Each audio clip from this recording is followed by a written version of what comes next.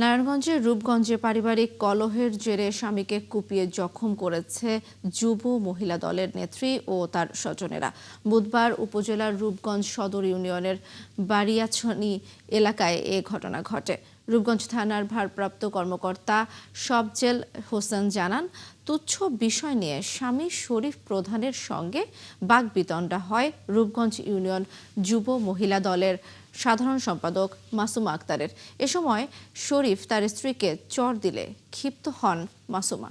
পরে তিনি ও তার ভাই বায়োজিৎ সহ বেশ কয়েকজন মিলে দেশীয় অস্ত্র দিয়ে শরীফকে এলো পাতাড়ি কুপিয়ে গুরুতর জখম করে।